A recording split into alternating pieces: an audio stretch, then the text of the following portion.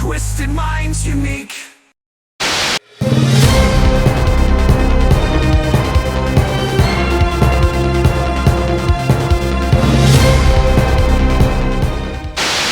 Breaking news, ladies and gentlemen. We here at the Slash Sister Studios just found out that there is a dangerous fog bank rolling into Peoria right now. Please, if you are out on the streets, you need to take cover. Get somewhere safe and lock those doors. Do not answer the door, no matter who you think it might be. Just stay safe. Get inside, please. Surely the bank is not close to the studio already. I don't know. Oh, no. Oh, God. This cannot be good. If you don't see us again, you know why. What is up, all you Slashaholics? Welcome back to Slash Sisters. I am Slash Sister Hallie. And I am Slash Sister Jen, and we want to welcome you back to your favorite channel for horror movie reviews by true horror movie fans. And if this is your first time here, welcome. Yes. Where the hell have you been? I mean, what took you so long? Right. But also, make sure you slash that subscribe button so you do not miss out on all the fun stuff that we're doing here. And there's always something fun going on, even if it's just me and Hallie being silly and making our lungs seize up with fog. Either way. Speaking of fog, today we are digging into another film from the dynamic duo of John Carpenter and Debra Hill. Actually, we are welcoming back several prolific people from the horror film industry with this film alone. A ton. There is so many people in this movie, and people that worked behind the scenes, and just like this movie's bomb. So let's in a good way. Let's just go over some of the names that we're welcoming back to the channel. John Carpenter and Debra Hill, obviously. Yep. Right? The creative team that brought us so many good movies. Right. Jamie Lee Curtis. Yep. Not in as a prolific role as Laurie, but still prolific enough. Pretty decent role, yeah, for sure. Janet Leigh, Jamie Lee Curtis' mother. This is her third time on the channel, and probably will be her last time, I think. Probably, yeah. I can't really think of anything else movies that we are going to review with her in it. Tom Atkins. Yes. This is his third time on the channel. Halloween 3. Halloween 3. What else have we done with him? I feel like we did something else with him in it. I don't know. Anyways, at least the second time. Charles Cyphers. Yes. The late, great Charles Cyphers. And late, great Janet Lee on top of that. Yeah. But then also... Hal Holbrook is in it as well as Father Malone, which he's not necessarily like a horror icon or anything like that. Adrienne Barbeau is back on the channel. Because I don't know if you know this, and I don't know if you know this. She's the voice in something. She's the voice of the chess computer that McReady throws the brandy in, cheating bitch. In the thing. Yes, I knew that. I knew that, yes. But then we're also, speaking of the thing, welcoming back Rob Bottin, who not only did the creature effects for this, but also played Captain Blake. Yes. Which I thought was interesting. Okay, so I want to know, I don't think I really researched this. Who did his makeup? I'm sure he created all the appliances himself. Right. Somebody had to put... I'm sure he wasn't doing it on himself. I'm sure there was a team. Well, I know he has a team of people that work on that. To be fair, stuff, some people have done that. You look back at the old Phantom of the Opera with Lon Chaney Sr. Yep. And he applied his own makeup for that. Yep.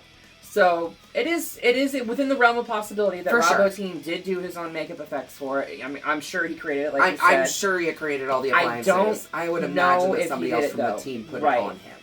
But yeah, so that right there is worthy enough of watching this film. I mean, because come on. The amount of all talent. Stars. Right. All stars. Right. So, let's go ahead and get into the land of Antonio Bay and welcome the fog. We start our story with old Mr. Mackin, who is telling ghost stories around a campfire to a group of youngins. There's no other better way to start the movie, you know? He tells the kids a story about a clipper ship that crashed against the rocks nearby, causing all of its crew to drown after mistaking a campfire for a lighthouse while sailing through the unearthly fog. Yes, a clipper ship known as the Elizabeth Dane. Yeah, we're going to get to that. Yes, we will. Because he does he really? Yeah, I guess he does drop the name in the beginning, but he does not talk about, what actually happened. Right, no, why it crashed and all that. Yeah. Mr. Mackin finishes the story just as midnight strikes and paranormal activity begins occurring around the town. power outages, freaky occurrences, car alarms going off, horn honking, a fog bank rolling in against the wind. Yeah. Right. Then we get to see Nick Castle. No, not the Shape from Halloween. Nick Castle is actually named for that actor, but he's played by Tom Atkins. A few other ones. Right, I know. Here. There's somebody named Tommy Wallace, and then Tommy Wallace actually is in the movie later. Yes. Yeah, and he also worked on the film too. Yeah, yes. that's another name that we forgot to mention too. Right. Yes, Tommy Lee Wallace. But yeah, it is kind of weird that his character's name is Nick Castle. Which it was literally John Carpenter's way of giving the man behind the Shape more credit. A name, yeah, like getting his name out there. Even though this really has cool. nothing to do with Halloween. I love it though. I love it. But it is interesting, and I don't know if we mentioned it, but Nick Castle, he was the very first person to play Michael Myers. Yeah, we did say the Shape, but for those of you that don't know, person to play Michael Myers with the mask on. When the mask came off in '78 Halloween, it was a different actor. Yes, that was not Nick Castle's face. No, it was not. Right, which sucks. Nick picks up a hitchhiker, played by the absolutely stunning Jamie Lee Curtis, who we mentioned earlier. Before she chopped off all her hair. Yeah, who claims to have never hitchhiked before, but this is definitely not her first time. The lie detectors determined that was a lie. For real. She asks him, like, are you a weirdo? And he's like, yes, I am. Yes, I am. She's like, good, because the last guy was dull. You know? Too normal for my liking. Later, they show the two of them in bed, clearly having just done the deed, babes. And only then does he even ask her fucking name. So he fucked her without knowing her name. Good old Tom Atkins. Dude, like, he's a player. Flipping through her art, her sketchbook and everything like that. Yeah, he's like, so, what's your name? And then he actually, what does he say? Like, he says, can I ask you a question? Yeah. And she's like, sure. And he's like, what's your name? Like, really? And you didn't even establish names yet, and then he asks where she was from. Yeah. And she's like, that's 2 questions. Yeah, exactly. But then she ends up telling him anyway. Yeah. So next we meet the town priest, Father Malone, as he is getting drunk on communion wine, quite literally. And refusing... What else do Catholics do? True. And refusing to pay John Carpenter for the work that he's done around the church. Yes, John Carpenter plays the little handyman to Father Malone, and he's like, so, can I get paid? And Father's like, why don't you come in at 6 tomorrow instead? Like, kind of shoves him out the door. Like an asshole. A piece of the wall falls out, and inside the wall he discovers his grandfather's journal, which chronicalizes some things that are probably best not to be known. Yeah, well, can't go back now. The journal reveals that a century earlier, so 100 years earlier, on April 21st, 1880, the 6 founders of Antonio Bay, including Father Malone's grandfather, deliberately wrecked a clipper ship named the Elizabeth Day. The reason for this was that its wealthy, leprosy-afflicted owner, Blake, Captain Blake, would not establish a leper... They didn't want him to establish a leper colony nearby the town. The conspirators used the gold salvaged from the shipwreck to establish their own town of Antonio Bay. Yep. We do need to point out, though, that 1880, at this time, this was West Coast, not East Coast. Right. So I felt like that was because I think the new one actually takes place on the East Coast. I think you're right. Yeah, it's been a while since I've watched that one. Mm-hmm. It's not I didn't watch it after because normally I like to do that. Honestly, it's not bad. It's not bad. It's just great. It was in that period of time where everything was getting remade. Everything was getting remade. Yep. The Thing didn't get remade. It did not. That's a common misconception. I was trying to say the thing was to remake movies. Okay, so, right. Okay, yeah. That gold that I don't know. Definitely not a golden age. There was a few good ones that came out of it, but yeah, and we'll talk about that later. We'll get to that later. So meanwhile, out at sea, a strange glowing fog envelops a fisherman's boat. We do also need to point out that Adrienne Barbeau is running a independent radio station that is playing music and giving news updates. The shittiest music too. Like, come on, play something other than shitty fucking elevator music. Right. Literally. And then she was also getting weather reports from Charles Cyphers' character at the weather station, Dan. Yes. Do you know Dan's full name? It's Dan O'Bannon. As in, like, Dan O'Bannon of Return of the Living Dead. Right. Yes, right. yes. So, again, another horror reference. Anyways, so she is kind of reporting all this, and the weatherman calls to say there's this fog that's rolling in.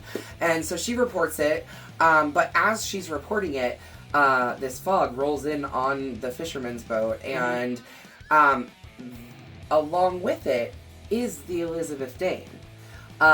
Carrying the vengeful ghosts of Blake and his crew who board the fisherman's boat and kill them all. Pirate ghosts. Pirate ghosts! The following morning, the local DJ that we were just talking about, Stevie Wayne, is given a piece of driftwood by her son who says that it was a gold coin before it turned into a piece of wood that actually spells out the name Dane. Yeah, just on Dane. the wood. So it's obviously like first that it was gold and then turned into that. Like it's clearly from the ghost ship. Ghost ship? We're not talking about ghost ship. No, we've already done that. We did that one. Woo, baby, we did that one. It is inscribed with the word Dane, and then Stevie carries it with her to the lighthouse where she records her radio show. Still trying to figure out why she took it with her, though. Yeah, I don't know. Because I don't know, it didn't seem like she had any plans of investigating it or taking it someplace to authenticate it or research it or whatever. Yeah, so. it's kind of strange, but whatever.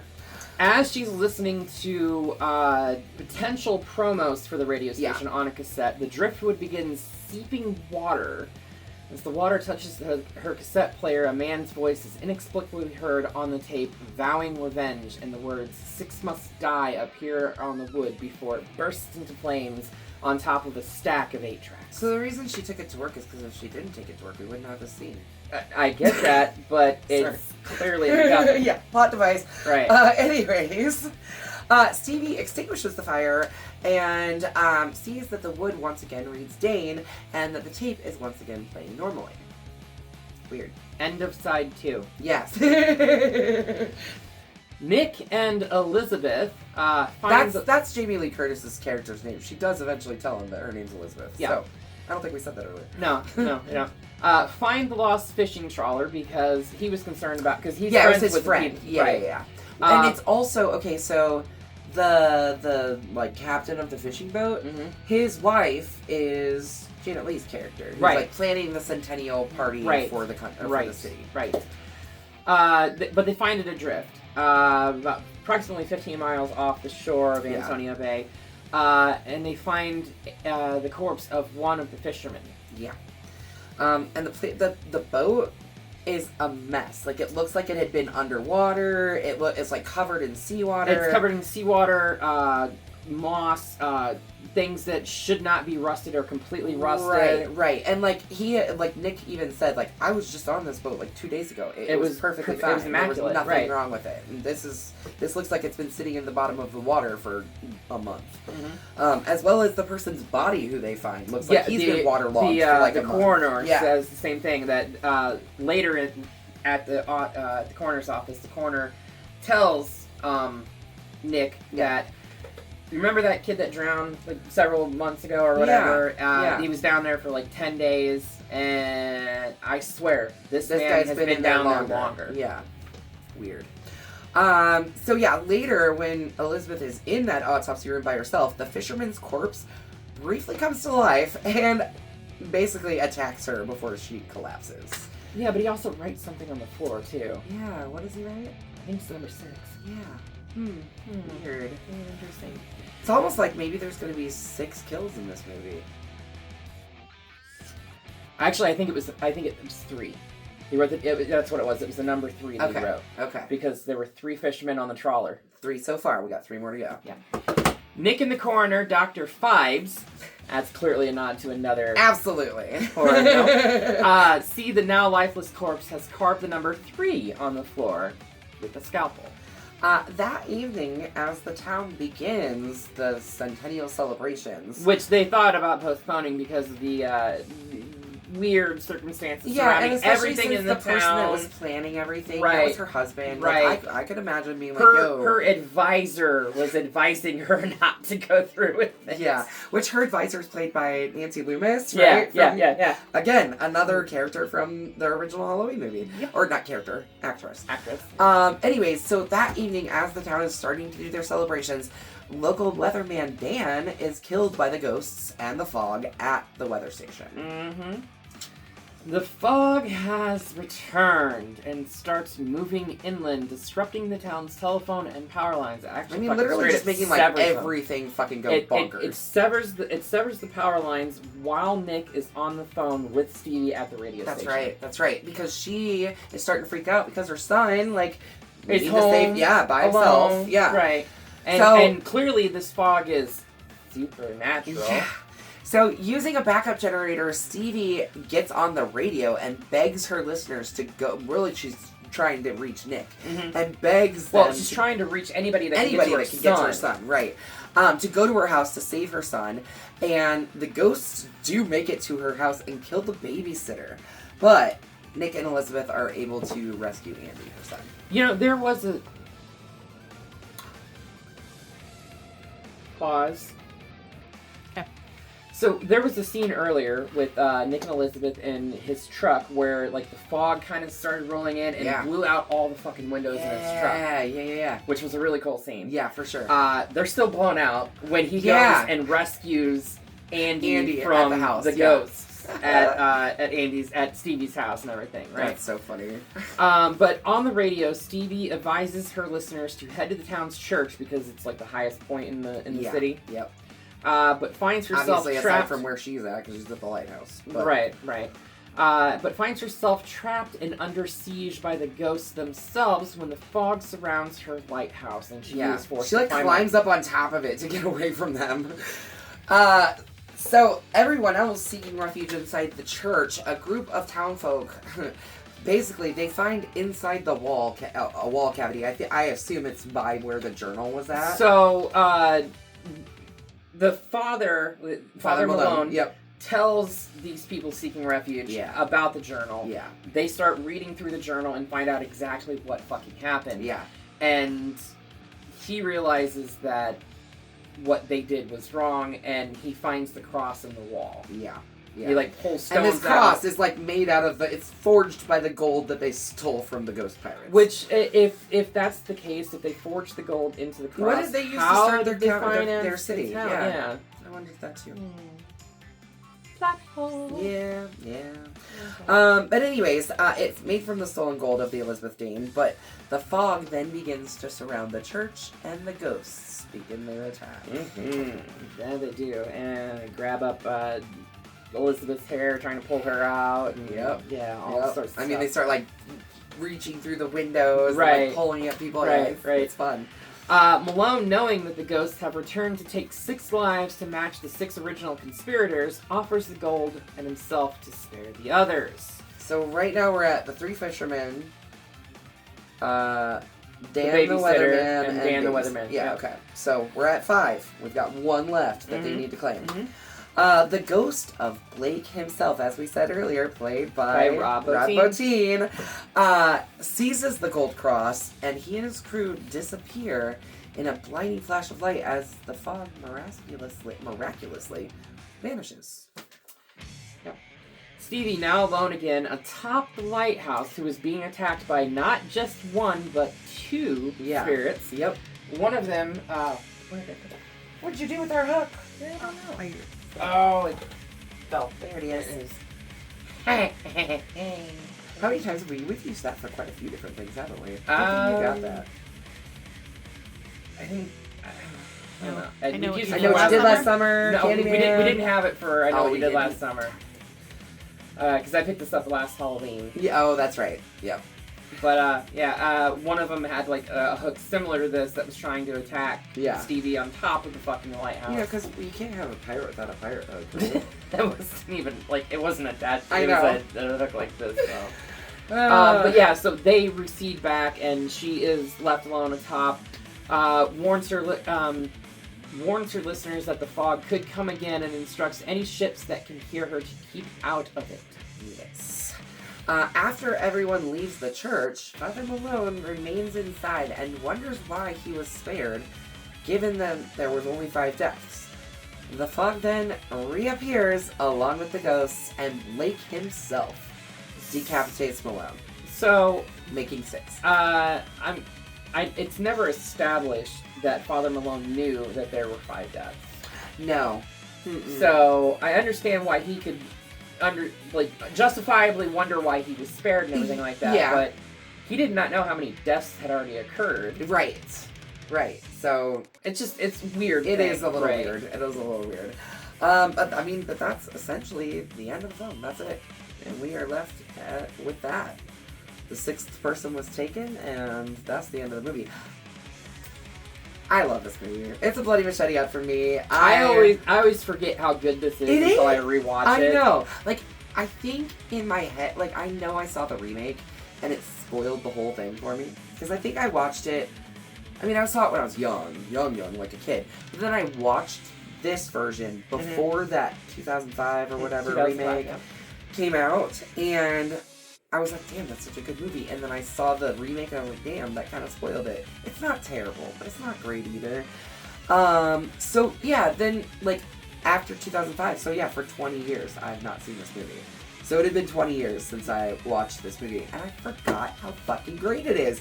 It's funny, it's a fun story, it's very original. Ghost fucking pirates, you guys. Fucking ghost pirates. It reminds me, and this is so stupid that it reminds me of this, the Garfield Halloween special from the late 80s, early 90s. He dresses up as pirates, they have musical numbers and everything like that, and then he ends up at this old man's house who happened to be a cabin boy on a pirate ship that they buried their gold in that house. And they're coming back 100 years later to dig up their gold. That's fun. So I don't know, I don't know if this came before that. Well, this is 1980, 80, right? Yeah. This would have been before. So that would have been, but it makes you wonder if Jim If that was Davis was the inspired inspiration. by this to create sure. that Halloween special. For sure. But every time I see this in the Ghost Pirates, it reminds me of that. Yeah, for sure. But this is straight up 2 bloody machetes from us to you. John Carpenter, Debra Hill, and a slew of characters that are just memorable and prolific in the horror field. And just all the little fun Easter eggs are so cool and fun, and I love this movie. It's so good. It's a classic film that everybody should see at some point. Absolutely. So, if you just watched this whole review and you're now listening to us after we told you the entire plot of the film, and you haven't watched it, well, turn off the damn TV, turn off YouTube, watch The Fog. It's good! It's really good. It's a classic. Watch The Fog before the fog envelops you. Alright, we're gonna send this straight back to Antonio Bay. Get out of here. I'm almost kidding with that one. Yeah, she shouldn't be sitting so close. This close.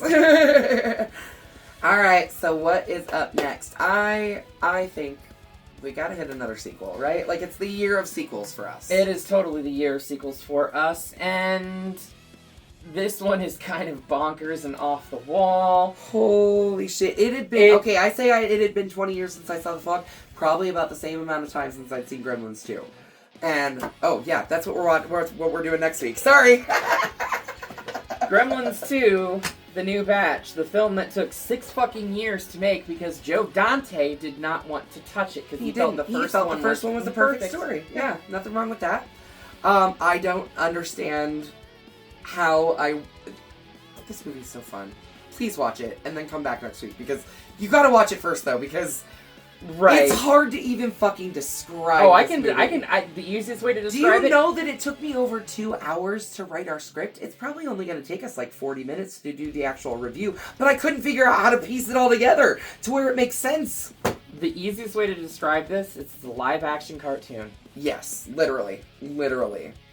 So come back next week, watch Gremlins 2, then come back next week and listen to dive into our review of it. Yes. Be sure to slash that subscribe button, stab the like button, and ring that gray bell so you don't get lost in the mix and can stay up to date on everything we're doing on this platform. And until next time, We will see you all. In the fog. Yeah.